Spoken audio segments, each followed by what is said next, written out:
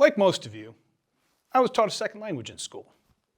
In my 3 years of French, I learned vocabulary and verb conjugation and the grammar rules that allowed me to pass a lot of rather painful tests, certifying that I knew French. Then I went to France.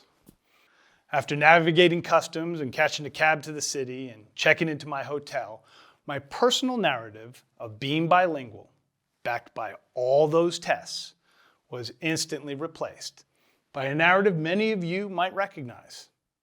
I'm just bad at languages. I spent the next 5 days in France with people who couldn't say hello in English. So French was the language du jour all day, every day. In that time, I used more French than I did in 3 years of school. And what's more, the French I learned in France was not the French I was taught in school. As I left France, my personal narrative was rewritten once again by the realization that to learn a language, you've got to use the language.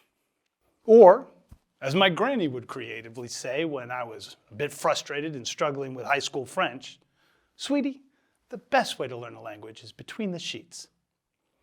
Now, if we examine our instincts on the matter, we all intuitively know this grandmotherly wisdom to be true. To learn to swim, you gotta swim. No amount of reading will get you there. To learn to ride a bike, you gotta ride a bike.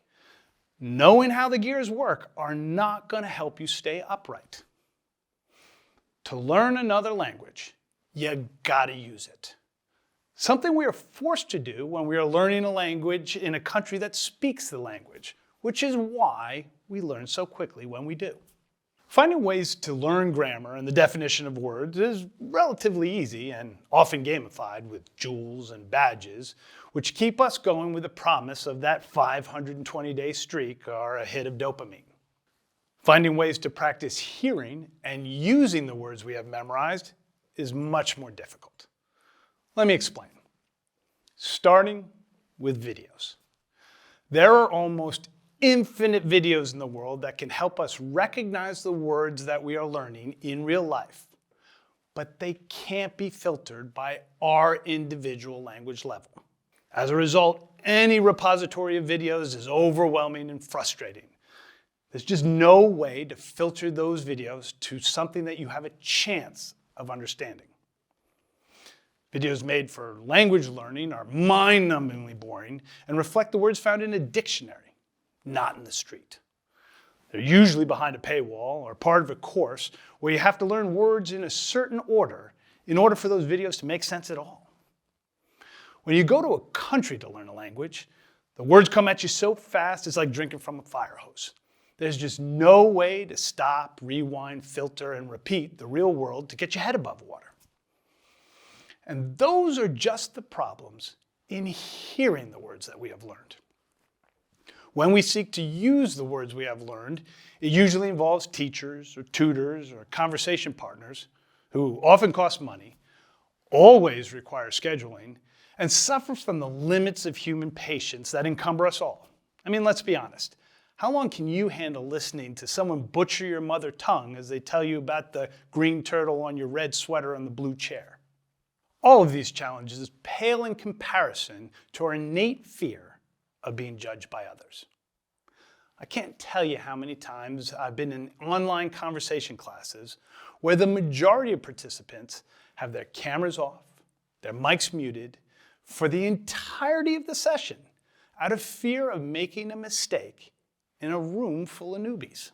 Fortunately, AI, in particular large language models or LLMs, has allowed us to address these fatal flaws by giving us the ability to do two very important things. First, LLMs let us break down the world's content into its component words and phrases.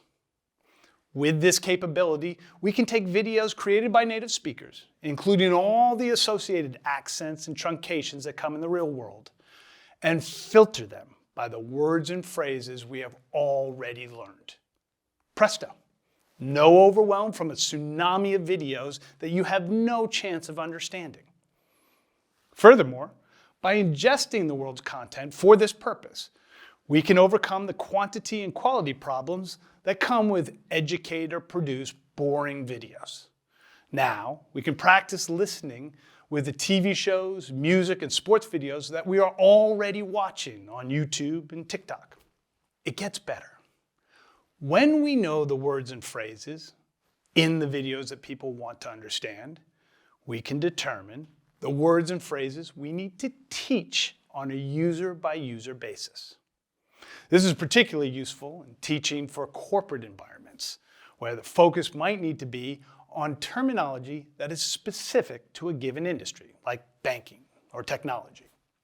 The second thing that LLMs let us create are conversation partners that can focus on particular topics like travel and groups of words, like the words that we have learned in class or in our app.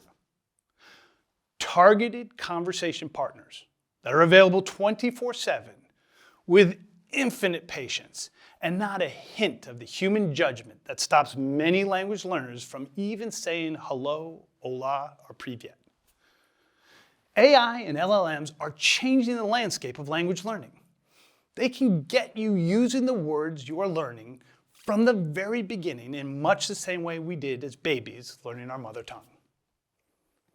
Now, beyond my personal experience or Granny's strategy of learning a language in the linens, there is a common thread that runs through all language learning theories in existence today. Whether it be nativist theory, most closely associated with Noam Chomsky, or Stephen Krashen's comprehensible input theory and beyond. That common thread, you have to use the language to learn the language. And here's why you should consider learning a second or third language. First and foremost, increased earning potential. A second language means more money. Expanded opportunities. More jobs are open to you.